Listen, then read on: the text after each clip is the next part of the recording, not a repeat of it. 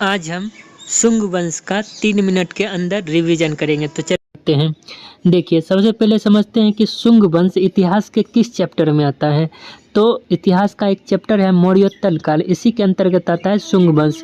तो इस चैप्टर के अंतर्गत और कौन कौन से वंश आते हैं तो वो देख लेते हैं। शुंग वंश आता है, कण्व वंश आता है, सातवाहन वंश, हिंद यूनानी, शक, पार्थियाई या पहलव या कुषाण। तो इसमें अभी हमको पढ़ना है शुंग वंश। तो चलिए शुंग वंश शुरू करते हैं। ये रहा आपका शुंग वंश। तो देखो शुंग वंश के बारे में पढ़ लेते हैं। तो शुंग वंश जो है उसका शासन था 185 से लेकर 73 BC तक। ठीक। अच्छा, तो इसकी स्थापना जो है पुष्यमित्र शुंग ने की थी। पुष्यमित्र शुंग अंतिम मौर्य शासक बृहद्रथ की हत्या करके की थी, यानी कि इसके पीछे मौर्य शासक था इसके पहले, उसके बाद आया शुंग वंश। ठीक। अब देखो अंतिम मौर्य शासक याद रखेंगे बृहद्रथ है। ठीक। शुंग वंश का शासन पाटलिपुत्र तथा मध्य भारत पर रहा था। पुष्यमित्र शुंग धार्मिक रूप से ब्राह्मणवादी शासक था। ठीक। इसने 2 अश्वमेध यज्ञों का अनुष्ठान किया। अच्छा, जहाँ पर क्यू क्यू लगा हुआ है, क्यू का सिंबल, वो क्वेश्चन पूछा गया है, ये याद रखना। तो इसने 2 अश्वमेध यज्ञों का अनुष्ठान किया था। अश्वमेध यज्ञ के पुरोहित कौन थे? पतंजलि। इसने जो 2 अश्वमेध यज्ञ कराया था उसके पुरोहित थे पतंजलि।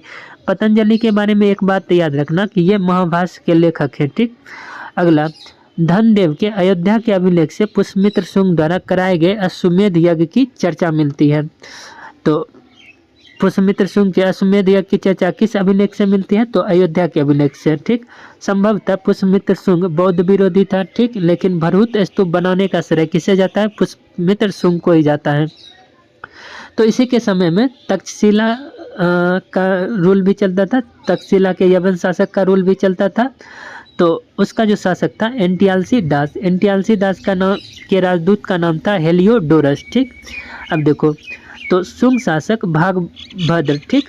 शुंग शासक भागभद्र के शासनकाल के 14वें वर्ष में तक्षशिला के यवन शासक एंटियालसी दास के राजदूत हेलियोडोरस ने विदिशा में वासुदेव के सम्मान में गरुड़ स्तंभ स्थापित किया। तो गरुड़ स्तंभ मतलब किसने स्थापित किया? तो याद रखना हेलियोडोरस ने। ठीक। अच्छा, तो अब यहाँ शुंग वंश में कौन कौन से शासक रहे? तो पुष्यमित्र शुंग, इनका शासन ये रहा। ठीक। उसके बाद अग्निमित्र जो कि पुष्यमित्र शुंग का बेटा था, वसुमित्र, वज्रमित्र, भागभद्र, देवभूति, ये लास्ट रूलर था। ठीक। तो इस तरीके से शुंग वंश मेरा खत्म होता है। ये 4, 5, 6 MCQ और है, ये की पॉइंट्स है ताकि ये वर्ड इम्पोर्टेंट है, ये दिमाग में रहेगा तो आपको पूरी थ्योरी